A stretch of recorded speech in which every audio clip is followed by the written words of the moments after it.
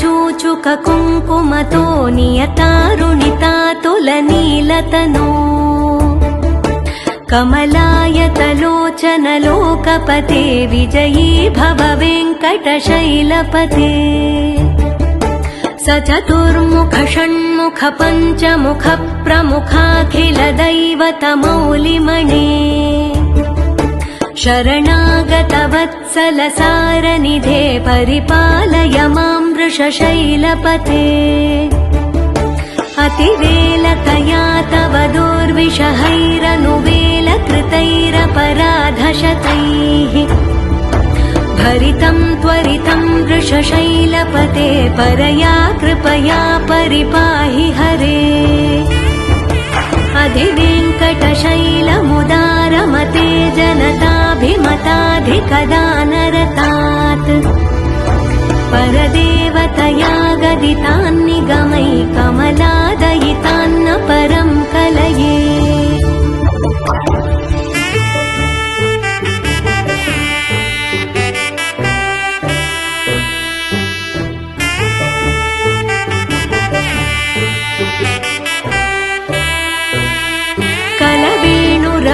वशगोपवधूशतकोटिवृतात् स्मरकोटिसमात्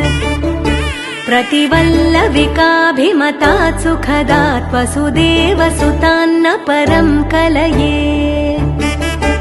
अभिरामगुणाकरदाशरथे जगदेकधनुर्धर धीरमते रघुनायक राम रमेश विभो वरदो भवदेव दया जलधे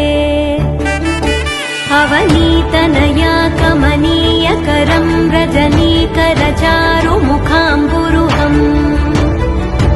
रजनीचर राजतमो मिहिरं महनीयमहं रघुराममये सुमुखं सुहृदं सुलभं सुखदं स्वनुजं च सुखाय ममोघशरम् अपहाय रघुद्वहमन्यमहं न कथञ्चन कञ्चन जातु भजे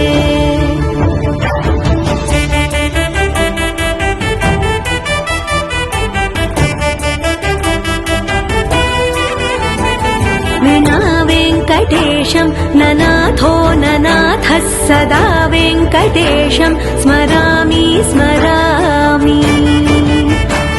हरे वेङ्कटेश प्रसीद प्रसीद प्रियं वेङ्कटेश प्रयच्छ प्रयच्छ विना वेङ्कटेशं ननाथो ननाथः सदा वेङ्कटेशं स्मरामि स्मरामि हरे वेङ्कटेश प्रसीद प्रसीद प्रियं वेङ्कटेश प्रयच्छ प्रयच्छ अहं दूरतस्ते पदाम्भोजयुग्मं प्रणामेच्छयागत्य सेवां करोमि सकृत्सेवया नित्यसेवाफलं त्वं प्रयच्छ प्रयच्छ प्रभो वेङ्कटेश अज्ञानिना मया दोषान्न शेषान् विहितान् हरे क्षमस्वत्वं क्षमस्वत्वं शेषशैलशिखामणे अज्ञानिना मया दोषान्न शेषान् विहितान् हरे क्षमस्वत्वं क्षमस्वत्वं शेषशैलशिखामणे